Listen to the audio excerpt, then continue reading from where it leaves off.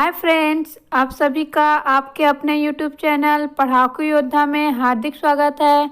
Friends, मैं आप सभी को इस वीडियो में छत्तीसगढ़ में जो बिजली और नल से संबंधित योजनाएं हैं उसके बारे में बताऊंगी। इसके साथ ही छत्तीसगढ़ में लोक संस्कृति से संबंधित कुछ योजनाएं प्रारंभ की गई है, जैसे कि कला पथक योजना हो गया है ना, इसी के साथ गढ़ कलेवा योजना हो गया। तो इन सभी योजनाओं के बारे में इस वीडियो में मैं आप सभी को बताने वाली हूँ, क्योंकि योजनाओं से क्वेश्चन एग्जाम में पूछा ही जाता है। तो आप सभी इस वीडियो को कंप्लीट ज़रूर देखें। तो चलिए बिना टाइम वेस्ट किए मैं ये वीडियो अब स्टार्ट करती हूँ। तो सबसे पहला योजना है आज बिजली बिल हाफ योजना। कौन सी योजना? बिजली बिल हाफ योजना। देखिए, इस योजना को प्रारंभ कब किया गया है? इस योजना को प्रारंभ किया गया है 1 मार्च 2019 को। ठीक है, कब किया गया है? 1 मार्च 2019 को। और इसमें किया क्या जाएगा? जैसा कि नाम में क्या है, बिजली बिल हाफ योजना। ठीक है, तो इसमें 400 यूनिट तक, ठीक है, सीमा क्या रखा गया है बिजली का? 400 यूनिट। अगर कोई भी परिवार या फैमिली जो है वो क्या करेंगे, 400 यूनिट तक बिजली का खपत करेंगे या फिर 400 यूनिट से कम बिजली का खपत करते हैं, तो उनको जितना रुपया लगता है टोटल, उसका आधा ही बिजली बिल देना पड़ेगा। क्या बिजली बिल हाफ योजना में क्या है, एक बिजली खपत करने का सीमा तय कर दिया गया है 400 यूनिट, है ना। 400 यूनिट या फिर उससे कम यूनिट तक अगर कोई भी परिवार जो है बिजली खपत करता है, तो उनको जितना बिजली बिल देना पड़ता है 400 यूनिट पर, मान लो उनको पहले 400 रुपये देना पड़ता था। अगर मैं 1 यूनिट पर यूनिट करके 1 रुपये लेती हूँ, तो 400 यूनिट अगर कोई परिवार जो है वो बिजली खपत करता है तो उसको 400 रुपये देना पड़ेगा ना। तो अब क्या किया गया इस योजना के तहत, बिजली बिल हाफ योजना के तहत, अगर कोई व्यक्ति 400 यूनिट का बिजली बिल मतलब बिजली खपत करता है तो उनको उसका जस्ट आधा रुपये देना पड़ेगा बिजली बिल के रूप में। मीन्स अब उनको 400 की जगह पर सिर्फ 200 रुपये ही देना पड़ेगा। अब ऐसा क्यों किया गया है? मीन्स इस योजना को स्टार्ट क्यों किया गया है? इस योजना को स्टार्ट करने का एक ही उद्देश्य है गवर्नमेंट का, कि जो भी परिवार है छत्तीसगढ़ में रहने वाली जो भी फैमिलीज है वो कम से कम बिजली का खपत करें। क्या? कम से कम बिजली का खपत करें। इसी उद्देश्य से इसको स्टार्ट करें, क्योंकि अगर 400 यूनिट उनको बिजली खपत करने पर सिर्फ आधा पैसे ही देना पड़ रहा है, तो कोई भी जो परिवार है ना, जो मिडिल क्लास फैमिली है, वो तो चाहेंगे ही कि उनका पैसा बचे, जिससे वो जो पैसा बचेगा उसको अलग जगह पर यूज़ कर सके, है ना। तो इस प्रकार इस योजना का यही उद्देश्य है कि जो परिवार रहते हैं छत्तीसगढ़ में वो बिजली का कम से कम यूज़ करें। ठीक है, देखिए अभी क्या है, इसकी सीमा याद रखिएगा, है ना, 400 यूनिट तक करके, 400 यूनिट या फिर उससे कम। तो 400 यूनिट से ज़्यादा होने पर जितना रुपया लगता है उतना ही रुपये में देना पड़ेगा। जैसा कि यहाँ पर दिया हुआ है, अगर 400 यूनिट से ज़्यादा खपत करता है कोई, है ना, तो क्या होगा, उनको प्रति यूनिट के हिसाब से 4.5 रुपये देना पड़ता है। कितना रुपये? 4.5 रुपये देना पड़ता है। लेकिन अगर कोई 400 यूनिट से कम खर्च करता है या फिर 400 यूनिट तक ही बिजली की खपत करता है, तो उनको प्रति यूनिट के हिसाब से सिर्फ 2.5 रुपये देना पड़ेगा। ठीक है, तो इस प्रकार आप सभी को मेनली क्या याद रखना है, इसमें इसकी जो सीमा दी गई है ना, 400 यूनिट तक बिजली बिल खपत करने का, उसको याद रखिएगा कि 400 यूनिट तक अगर कोई बिजली खपत करता है तो उसको आधा रुपये ही देना पड़ेगा। मीन्स प्रति यूनिट के हिसाब से उनको आधा रुपये ही पे करना पड़ेगा। तो आप सभी जो है इसको अच्छे से ध्यान में रखिएगा। अब अगला योजना देखते हैं फ्रेंड्स, मोर छत मोर बिजली योजना। कौन सी योजना? मोर छत मोर बिजली योजना। ये जो योजना है फ्रेंड्स, मोर छत मोर बिजली योजना, इस योजना को कब प्रारंभ किया गया है? 15 मई 2019 को। ठीक है, और कहाँ से प्रारंभ किया गया है? रायपुर से। और किसके द्वारा प्रारंभ किया गया? क्रेडा के द्वारा। क्रेडा का फुल फॉर्म क्या है? छत्तीसगढ़ राज्य अक्षय ऊर्जा विकास प्राधिकरण। ठीक है, क्या? छत्तीसगढ़ राज्य अक्षय ऊर्जा विकास प्राधिकरण। और इसमें क्या किया जाएगा? देखिए, इस योजना का उद्देश्य है 300 सरकारी भवनों में सोलर सिस्टम लगाया जाना। क्या? 300 सरकारी भवनों में सोलर सिस्टम लगाया जाएगा। तो इससे क्या होगा फ्रेंड्स, सोलर सिस्टम में क्या होता है, जो सोलर एनर्जी है, कौन सी एनर्जी? Solar energy. मीन्स जो सूर्य की एनर्जी है उसको किस में कन्वर्ट किया जाएगा? इलेक्ट्रिक एनर्जी में। ठीक है, किसमें? इलेक्ट्रिक एनर्जी में। मीन्स जो सौर ऊर्जा है उसको विद्युत ऊर्जा में कन्वर्ट किया जाता है इस सिस्टम के द्वारा।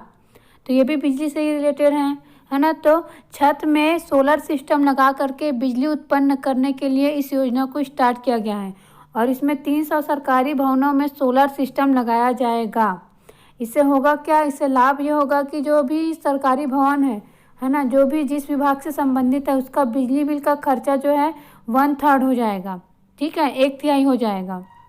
और विशेष इसमें ये बात याद रखिए आप सभी कि ऐसा करने वाला हमारा जो छत्तीसगढ़ राज्य है वो मध्य प्रदेश के बाद दूसरा राज्य बना है, ठीक है। मध्य प्रदेश के बाद मोर छत मोर बिजली योजना मीन्स इस टाइप का कोई योजना लाने वाला राज्य बना है छत्तीसगढ़ दूसरे नंबर का। तो आप सभी इस बात को याद रखिएगा। तो उम्मीद करती हूँ आप सभी को समझ में आ रहा होगा मैं जो भी आप सभी को बता रही हूँ।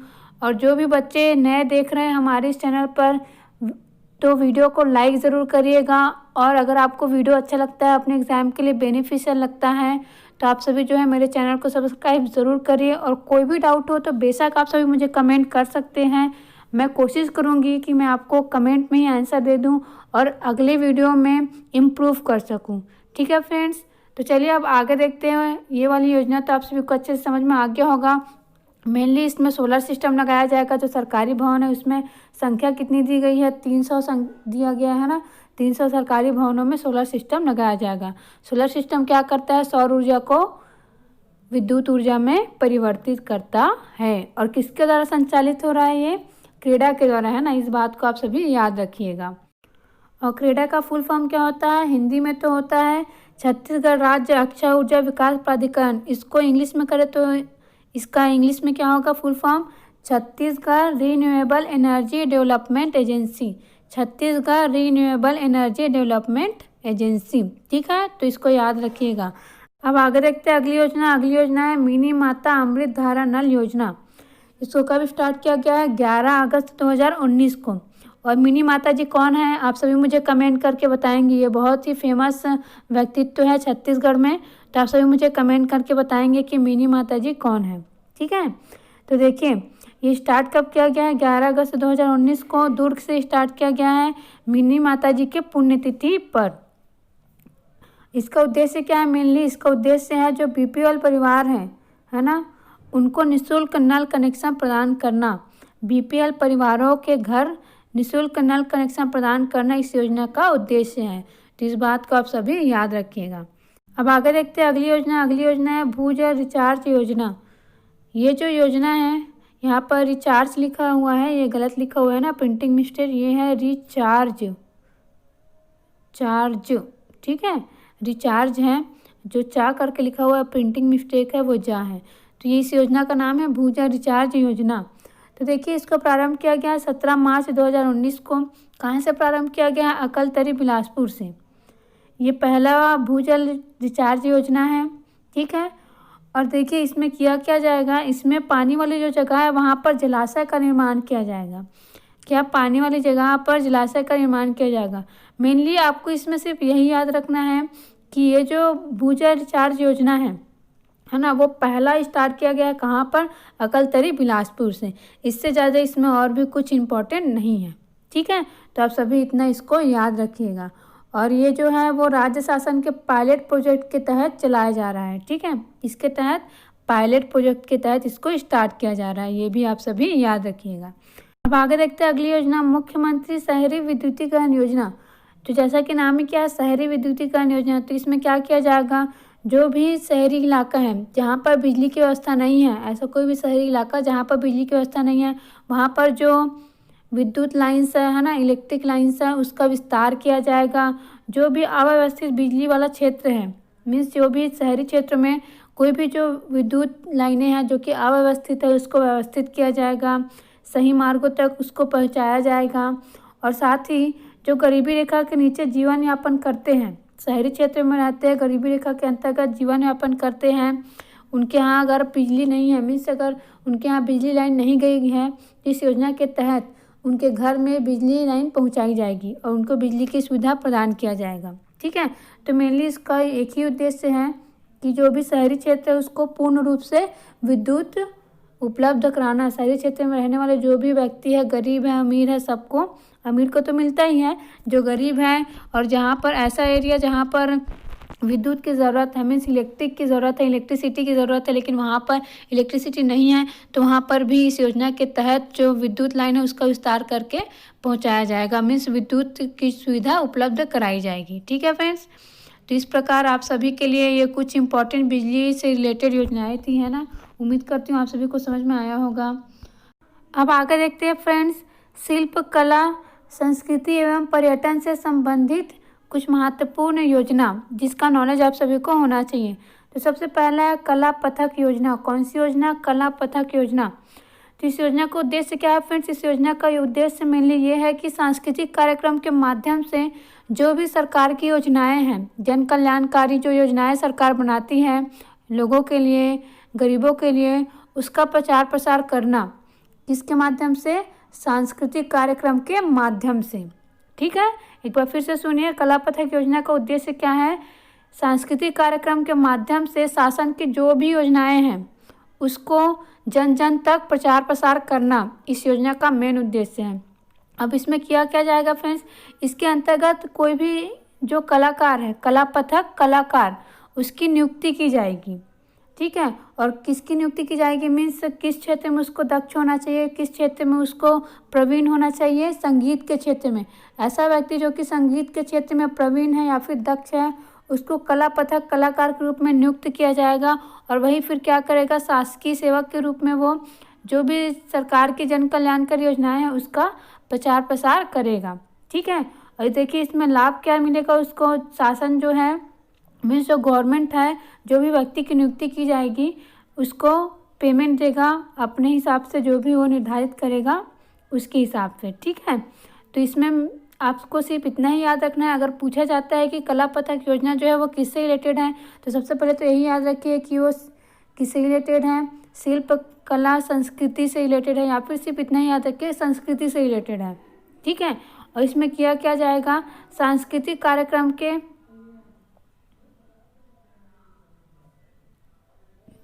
मेनली आपको इस योजना में याद क्या रखना है फ्रेंड्स? इस योजना में ये याद रखना है कि ये जो कला पथक योजना है वो किससे रिलेटेड है। ठीक है, क्योंकि उद्देश्य से ही मेनली पूछा जाता है, तो ये याद रखिएगा आप सभी। इसमें सांस्कृतिक कार्यक्रम के माध्यम से शासन की जन कल्याणकारी योजनाओं को प्रचार प्रसार करना ही इस योजना का मेन उद्देश्य है। इसमें एक व्यक्ति की नियुक्ति की जाएगी जो कि संगीत में क्या होगा? दक्ष होगा, मीन्स उसको संगीत बहुत ही अच्छे से आता हो, उसी को ही कला पथक कलाकार के रूप में नियुक्ति की जाएगी। अब आगे देखते हैं अगली योजना। अगली योजना है गढ़ कलेवा योजना। कौन सी योजना? गढ़ कलेवा योजना। ये जो योजना है फ्रेंड्स, इसमें क्या किया जाएगा? सबसे पहले तो आप गढ़ कलेवा का मीनिंग समझ लीजिए। गढ़ कलेवा का मीनिंग है छत्तीसगढ़ी पारंपरिक व्यंजन। ठीक है, क्या? छत्तीसगढ़ी पारंपरिक व्यंजन। इसका मतलब यह है कि छत्तीसगढ़ में की परंपरा में, है ना। देखते हैं फ्रेंड्स गढ़ कलेवा योजना। कौन सी योजना? गढ़ कलेवा योजना। इस योजना का मीनिंग सबसे पहले आप समझ लीजिए कि गढ़ कलेवा का मीनिंग क्या होता है। गढ़ कलेवा का मीनिंग होता है फ्रेंड्स छत्तीसगढ़ी पारंपरिक व्यंजन। क्या? छत्तीसगढ़ी पारंपरिक व्यंजन। मीन्स ये जो योजना है फ्रेंड्स वो खाने पीने से संबंधित है ना। तो इसके अंतर्गत क्या किया जाएगा फ्रेंड्स? इसके अंतर्गत जो इसकी स्थापना के लिए 27 जिला मुख्यालयों में, मीन्स गढ़ कलेवा के नाम से छत्तीसगढ़ी खान पान का स्थल स्थापित किया जाएगा। ठीक है, इसके लिए 27 जिला मुख्यालयों में स्वयं सहायता समूहों को 10 लाख का रिवॉल्विंग फंड उपलब्ध कराया जाएगा।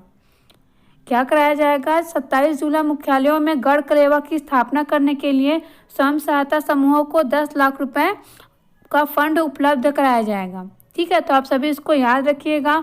और मेनली ये याद रखिएगा कि गढ़ कलेवा का मीनिंग क्या है। छत्तीसगढ़ी व्यंजन से रिलेटेड है ये, है ना।